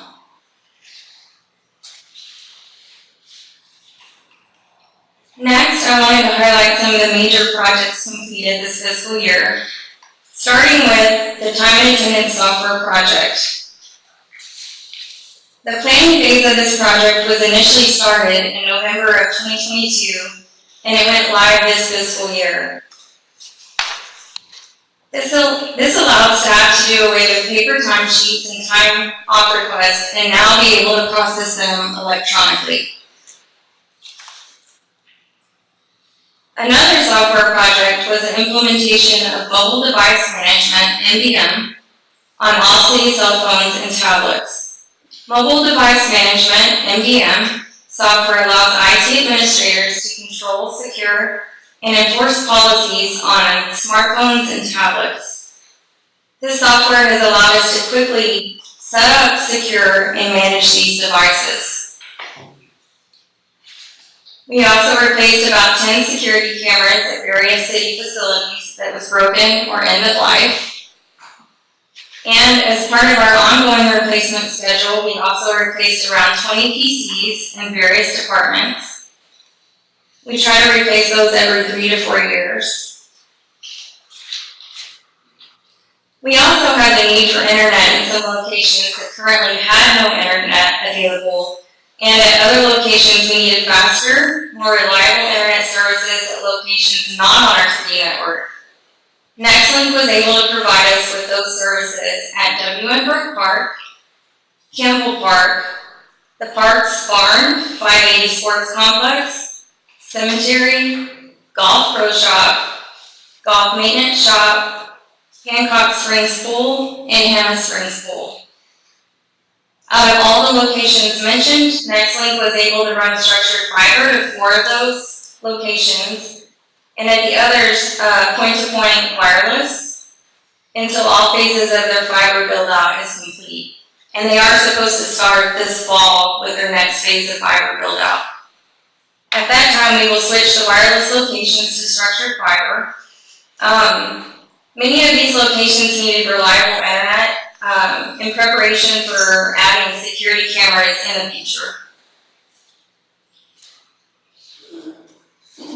The last project, and probably the most important, was upgrading our existing city AT&T 500 megabyte dedicated fiber internet service to 1 gig with the addition of a second dedicated 500 megabyte fiber circuit with diversity for backup.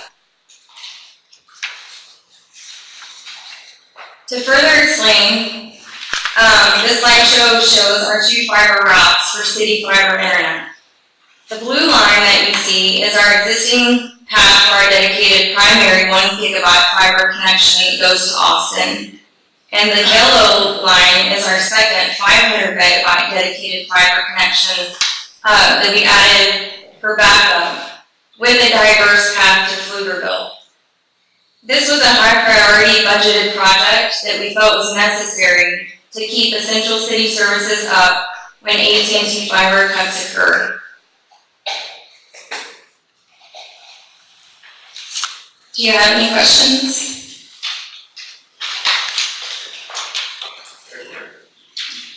Thank you. Thank you.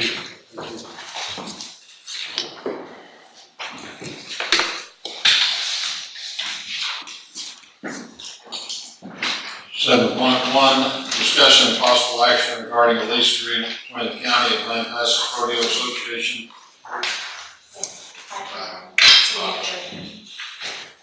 Oh, I'm sorry. City Roof Manager, operational. Thank you, Mayor and Council.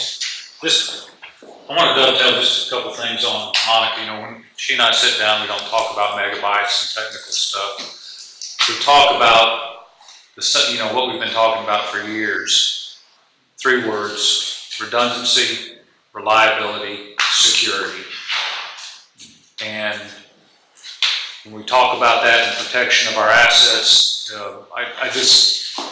we check all those boxes. The other thing I'd like to say that was very evident, particularly in the eclipse, is the feedback we got from people from all over the world that said, we looked at your website, we knew, they had an instant perception of our community just from our website, and they knew we were prepared, we knew we were professional. So again, without being able to know, to turn a computer on or off if I'm having a problem, that's kind of the basis for the job that Monica and her staff does, and it serves me well as a city manager, it serves you well as a council.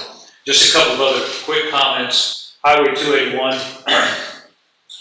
Ryan's been keeping close tabs on this, and it appears that the intersection of 281 and E on this, where it's actually going to now be Business 281, they are a couple of weeks behind their schedule, however, are hoping to get that done first part of July. The reason they're behind is because of the wet weather we've had in May. We've been doing a number of other jobs there at that intersection, including electric feeds, transformer relocation, as well as we will have to modify that water feature that comes through Ruth Deacon Amphitheater to just a little bit lower. We've also, and just kind of dovetail with the hostess house, we've also had, not only because of Highway 281, but because of construction at the hostess house, we've been having some parking issues and crowding issues, accessibility issues at hostess house. Ryan has been tasked with trying to take a look at that parking lot and making sure that we hatch out those areas that we don't want cars to park, so we can keep some access there. On the hostess house, just a reminder, June 26th at 9 a.m. we'll be having a groundbreaking ceremony there for the renovation project. We have, up to this point, been meeting with the contractor every 2 weeks and reviewing and approving material and construction submittals, and also addressing requests for information, which have been rather numerous. We have issued a notice to proceed for July 1, so we have substantial completion scheduled after that notice to proceed of 180 days. Water, I just got an update right before this meeting.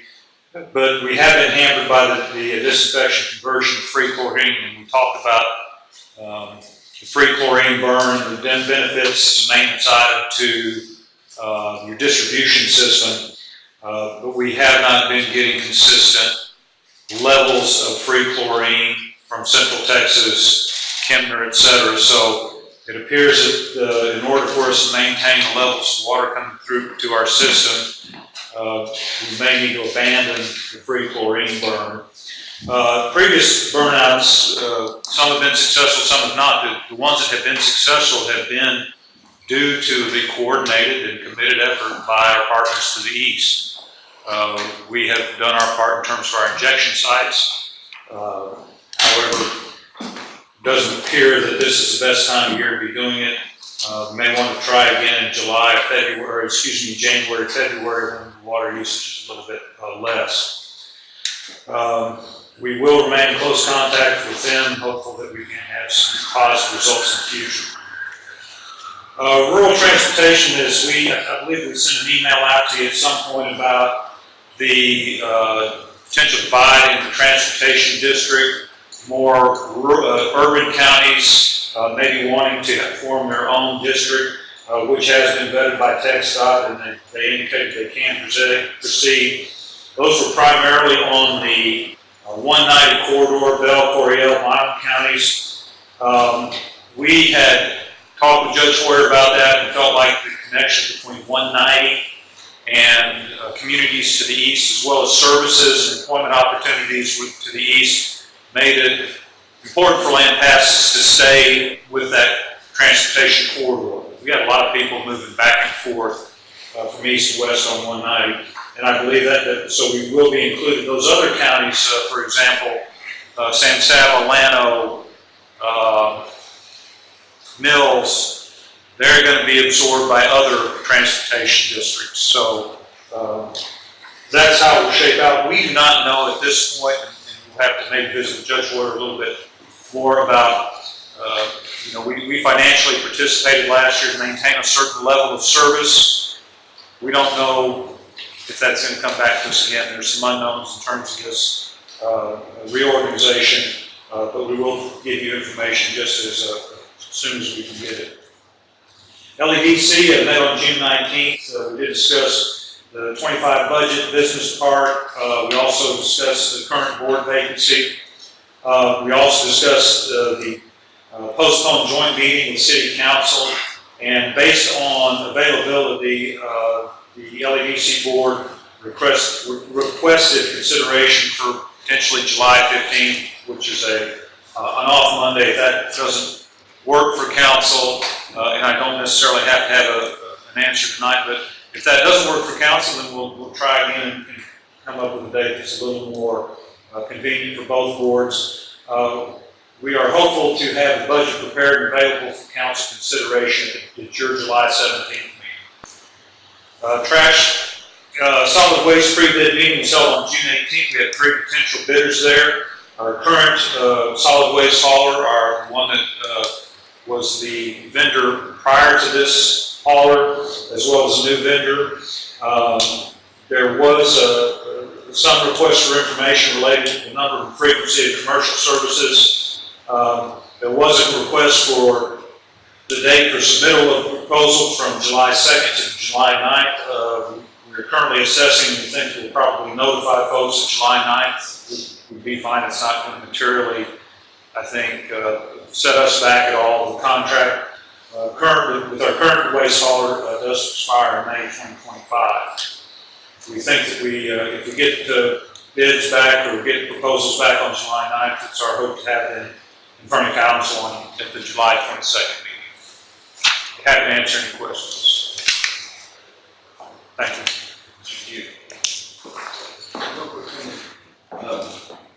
One thing that I know we talked about earlier today, and I know some folks that might be watching or checking in on what happened tonight, was a conversation about the pool during spring break. Yes. Any chance you can hit on that? Yeah, just briefly, based on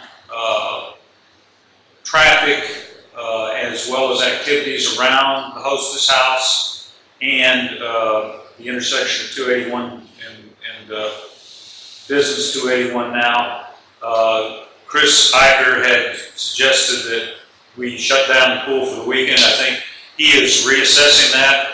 Saturday we will have all of our staff for the activities over at Hannah, so we'll be closed on that Saturday for sure, but I think he is going to try to see about making sure that we're open on a Sunday at the very least, maybe Thursday, Friday, Sunday. So Saturday, I think by all accounts doesn't make sense, but certainly he's going to try to make sure that we can be open at least a portion of that weekend, if that answers your question. Yes, sir. Thank you very much. You bet.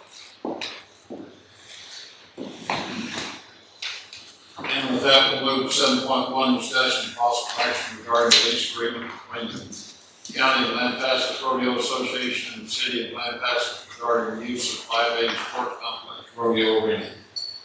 Mayor, council, I'll be glad to answer any questions, discussion that we did have in the workshop, about the lease agreement with the, Rodeo Association. Move to approve the lease agreement between the City of Lampasas and the County of Lampasas Rodeo Association. Second. Any discussion? Yeah, I have a question. We talked about special events, where they would utilize all the parking areas, they would take fees for that. Is this the city's, fees adjusted at all whenever they use our whole parking areas? Or can it be, can we look at that later on? I'm just thinking about like wear and tear on our parking lots, if there's constantly lots of trailers up there. Yeah, I think, I don't know why we couldn't look at any kind of future fees or wear and tear, but I mean, typically your maintenance kind of covers most of that, unless it's, you know, because most of, not all, but a lot of the trailers and stuff come in off that base road. I think one of the big things is talking with the Rodeo Association is looking long-term. What will the cost be year in, year out? What do you see as your vision of growth? You know, is that a paved, like you're saying, you know, the way it's structured is maintenance-wise right now, unless council sees fit to assist in any way, kind of on the Rodeo Association, but letting them kind of play that out as far as what's going to be needed in the next 5 years, you know. But I think your point on, you know, the parking areas, I don't know that it would be a lot different than other events because most of your trailers are going to be kind of out in the open area. I think it's a good place to start. I mean, you know, we got a year to look at it, see what worked, see what didn't work, and adjust accordingly. Right. It's a good deal. Any other questions? All in favor? Any opposed? Thank you. Thank you. 7.2, discussion and acceptance of the fiscal year end 2025-2029 CIP report. I make a motion to accept the CIP report for FY 2025 through 2029. Second. Any questions? All in favor? Aye. Discussion and possible action regarding the final payment of the APCO Intel guide card system and EMD program as provided in the interlocal agreement with Lampasas County in the amount of $11,358.61. Mayor, council, if you'll recall, it's budget time, late summer of 2022, we took on the task with the county of providing emergency medical dispatching to the entire county, including the city. As part of that agreement, the county has agreed to reimburse us for any costs. So in addition, at that time, it was agreed, instead of just sending ambulances by radio as the calls came in, we would also learn how to provide emergency medical dispatch, meaning in addition to the ambulance coming, what is going on, what is happening, and what can we help go on, such as a choking victim, this is what you can do. Bleeding, here's how to try to stop the bleed. CPR needs to be administered, here's step one. So that is a task that's taken us about a year and a half, which we were warned it would take. And part of that cost was buying a computer program for $22,000. Part of that with that goal is you have to pay up front before you start the process. It's been extensive. And I'm proud to say after a year and a half, we have that fully implemented as of a few weeks ago, except for one dispatcher that's in training, and she'll begin the training part of that soon. So it's time now to pay the other half, which is the $11,358.61. When we did this a year and a half ago, towards the end of the budget process, it was not budgeted but anticipated. And we came to y'all for permission to pay for an unbudgeted item at that point, the first half. The county immediately reimbursed us once we billed them for that, and that's what we're asking to do at this point. Well, it was anticipated, we didn't know the exact point we would be completed, so we did not budget for it. But here we are, and if you'll allow us to pay it, they'll pay us back as soon as we send them the bill. Move to approve the final payment towards the purchase and now implemented APCO and telecom guide card system and EMD program in the amount of $11,358.61. $58.60. All in favor? Aye. Thank you. Thank you, Chief. 7.4, discussion of possible action regarding Lampasas Central Appraisal District, LCAD 2025 budget. I recommend that we don't take any action at this time. I would agree with that. With that, we'll move on. 7.5, discussion of possible action to upgrade from current Xerox B180 print copier to a new Canon image press light C270 office printer copier for the city administration building. Good evening, Mayor and Council. Anissa Couch is our new sales executive for Visual Edge, who's our business advisor. They had come in and talked to us, introduced themselves because they had merged with the Benchmark Services, which is where my executive came from before. And while they were here, we kind of talked about the current services that are being provided through my Xerox machine. And while the service has been wonderful and the sales rep has been wonderful, and I've had plenty of attention with regarding to maintenance, it has not worked as well as we had hoped for. So we've had some issues with paper jams and some toner going through toner quite quickly, a couple of users, just lots of maintenance that I feel has been unnecessary. It's really loud, it's just cumbersome, it takes a long time to warm up, and just things that I think could be more efficient. So they were looking to see what they could do to kind of assist us, and they were comparing model numbers and items and what we needed to be able to fulfill the needs of the city as well as price comparability. So they were able to find a Canon, which is very similar to what we already have currently. The cost of the lease would be a little different, it'll be a little higher, but the overall cost of the print would be a little less, so overall it would be about the same as what we're paying today. Our contract currently with Xerox is not up until October of 2025. However, they're willing to go ahead and waive that for us and go ahead and get us a Canon here quickly within the next 7 to 10 days as soon as it's approved. And the only processing fee I would have is $150 up front, just for them to come and do the changeover for me. They provide all the training, they do everything that we needed to do to be able to make right with the machine, and so we're comfortable with utilizing it. And it would be for a 5-year lease like we currently have with Xerox today, but with one little caveat, they will allow me a 30-day window to make sure that it's going to fit our needs and we're happy with it before we engage in that 5-year contract.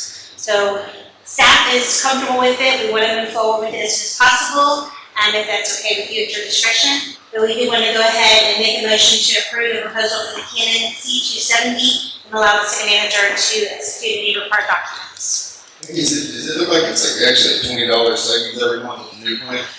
It is as it is on paper, but our cost will increase or decrease depending on the amount of prints we have, because that's how it's based on. So if we are consistent with this number of prints, then yes, it would be just a $20 difference. But sometimes it'll fluctuate. So, but our cost for the color in the black and white is less than what we do today. So overall, yes, it will be a savings, but because the lease is higher, it'll probably wash.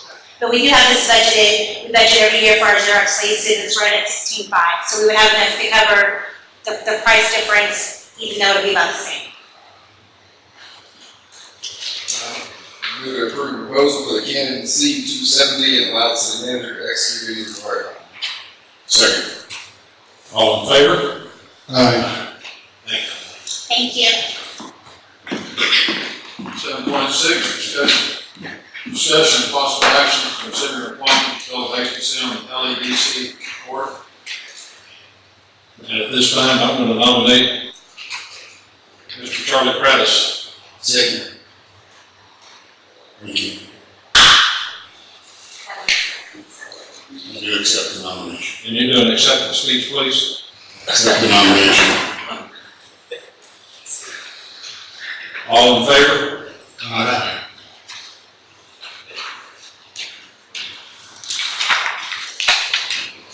At this time, get a motion to adjourn for the executive session. Second. All in favor? Aye. City Council of Lampasas, Texas will meet and close the executive session pursuant to the Texas Government Code, Chapter 551 as follows.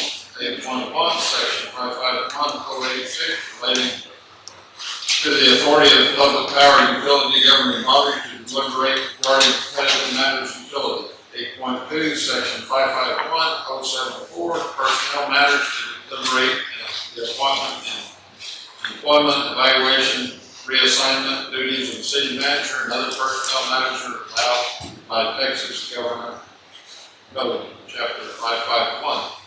8.3, section 551.074, personnel matters to deliberate the employment, evaluation, reassignment duties of city secretary and other personnel matters is allowed by Texas Government Code, chapter 551. Adjourn executive session. I'm sorry. Mayor and council, I ask that Ryan Ward, assistant city manager, be included in 8.1 without objection. No objection. All right, go.